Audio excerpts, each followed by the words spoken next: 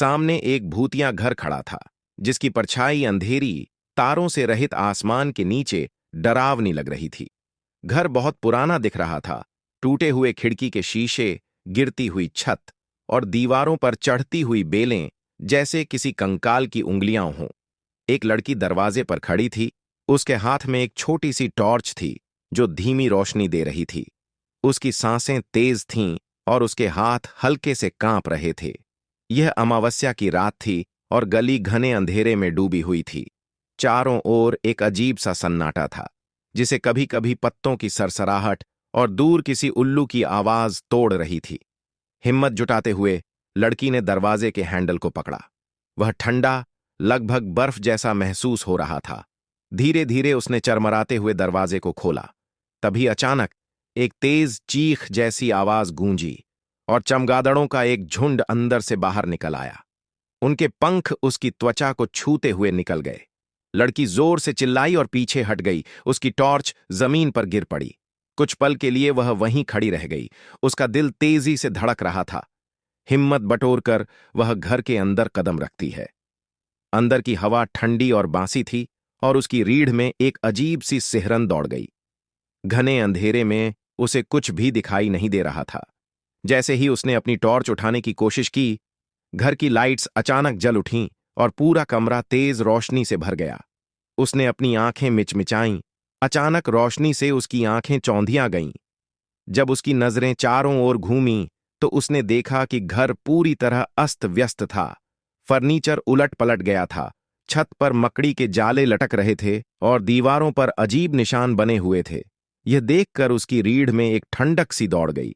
उसे महसूस हुआ कि यह कोई साधारण गड़बड़ी नहीं थी। वह घर बहुत बड़ा था, वह बहुत गंदा था और दीवारों पर मकड़ी के जाले फैले हुए थे। जैसे ही उसने अपना कदम आगे बढ़ाया, अचानक मुख्य दरवाजा जोर से बंद हो गया। आवाज इतनी तेज थी कि लड़की ने डर के मारे अपने कान कसकर बंद कर लिए और पीछे मुड़कर डरी हुई नजरों से देखा। वह हैरान थी, क्योंकि बाहर इतनी तेज हवा नहीं थी कि दरवाजे खुद से बंद हो जाएं। वह धीरे धीरे सामने दिख रही सीढ़ियों की ओर बढ़ने लगी। वह एक एक कदम संभलकर ऊपर चढ़ने लगी। जैसे ही वह सीढ़ियों के बीच में पहुंची, अचानक घर की लाइट्स फ्लिकर करने लगीं। यह देखकर वह तेज कदमों से ऊपर की ओर भागी।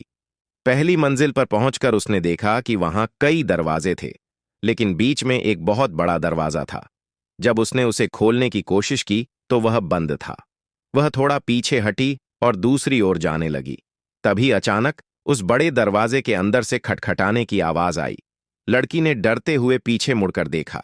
जैसे ही उसने ध्यान से सुना, एक धीमी चरमराहट के साथ वह दरवाजा खुद ही खुल गया। लड़की उलझन में थी। उसने धीरे धीरे दरवाजा खोला। अंदर घना अंधेरा था। उसने झिझकते हुए अंदर झांका। उसे बिस्तर पर एक धुंधली छवि दिखाई दी, जैसे कोई वहां सो रहा हो। वह बिस्तर की ओर बढ़ने लगी। अंधेरा इतना था कि उसे कुछ भी साफ दिखाई नहीं दे रहा था, लेकिन वह बिस्तर की ओर सीधा चलते गई। जब वह बिस्तर के पास पहुंची तो उसने देखा कि कोई कंबल में लिपटा हुआ था। उसने अपना हाथ आगे बढ़ाया और कंबल हटाने लगी, यह देखने के लिए कि वहां कौन था। जैसे ही उसने कंबल खींचना शुरू किया, उसका दिल जोर जोर से धड़कने लगा। वह धीरे धीरे कंबल हटाती गई। जैसे ही उसने कंबल पूरी तरह हटाया, वह स्तब्ध रह गई। उसका पूरा शरीर कांपने लगा। उसने जो देखा उससे वह बुरी तरह डर गई। वह कुछ पल के लिए बिल्कुल जम सी गई, जैसे उसे कुछ समझ नहीं आ रहा हो। फिर बिना समय बर्बाद किए वह पीछे घूमी और अपनी पूरी ताकत से दरवाजे की ओर भागी। जैसे ही वह कमरे से बाहर निकली, जल्दी में वह सीढ़ियों से फिसलकर गिर पड़ी और वह लड़की गिर गई और उसे चोट लग गई। उसने दर्द से चिल्लाते हुए कहा, आह, बहुत दर्द हो रहा है। यह क्या हो गया? यह एक सपना था जिसकी वजह से वह बिस्तर से गिर गई थी। कुछ ही पलों में उसे एहसास हुआ कि यह सब एक सपना था। वह उठकर बैठ गई। अपनी सांसों को नियंत्रित करते हुए उसने खुद से कहा, यह सपना शायद किसी नए केस की शुरुआत है। उस लड़की का नाम कृति था। कृति एक होनहार और खूबसूरत युवती थी, जिसकी उम्र 26 साल थी। वह अपनी तेज बुद्धि और निडर स्वभाव के लिए जानी जाती थी। पेशे से वह एक जासूस थी और उसने कम उम्र में ही सैकड़ों जटिल मामलों को सुलझाकर अपनी पहचान बनाई थी। यह एक सामान्य दिन था, जिसकी शुरुआत एक बुरे सपने से हुई थी, लेकिन उस सपने को नजरअंदाज करते हुए कृति काम पर जाने के लिए तैयार हो रही थी। उसे पहले ही देर हो चुकी थी और जल्दबाजी में उसने नाश्ता भी नहीं किया। कृति ने अपनी कार उठाई और ऑफिस के लिए निकल पड़ी। समय पर अपनी कुर्सी पर बैठते हुए उसने राहत की सांस ली और कहा, भगवान का शुक्र है, मैंने कभी देर से न पहुंचने का अपना रिकॉर्ड नहीं तोड़ा। कृति अपने विभाग में सीनियर डिटेक्टिव के पद पर थी, जो उसने अपनी प्रतिभा और मेहनत के बल पर हासिल किया था। विभाग में हर कोई उसका सम्मान करता था और कृति का व्यवहार भी अपने सहकर्मियों के साथ बहुत अच्छा था। कृति ने अपने लिए नाश्ता और सभी सहकर्मियों के लिए कॉफी मंगवाई। अब काम करने की बारी थी। कृति पहले से ही एक केस पर काम कर रही थी। वह और उसकी टीम पिछले 2-3 हफ्तों से कुणाल मर्डर केस पर तहकीकात कर रही थी। कुणाल एक 30 साल का व्यक्ति था, जिनकी हाल ही में शादी हुई थी। उसने अपने अपार्टमेंट की बिल्डिंग की छत से कूदकर अपनी जान दे दी। पुलिस और मेडिकल रिपोर्ट के अनुसार यह एक सुसाइड केस था, पर कुणाल की पत्नी प्रिया का यह मानना था कि किसी ने उसके पति का खून किया है, इसलिए उसने कुणाल का केस रिओपन करवाया। कृति ने उसका केस लिया और उस पर तहकीकात करना शुरू कर दिया। कृति के हाथ कुछ ऐसे सुराग लगे जिनकी वजह से अब उसे भी लगता था कि कुणाल का खून हुआ था। अब कृति को बस कातिल को पकड़ना था और उसका जुर्म साबित करना था। कृति ने सारे सस्पेक्ट और विटनेस को इन्वेस्टिगेशन रूम में बुलवाया था। कुछ ही देर में सब वहां पहुंच गए। कृति ने एक एक करके सबसे पूछताछ की कि वह सब लोग शाम 5 बजे कहां थे जब कुणाल की मौत हुई।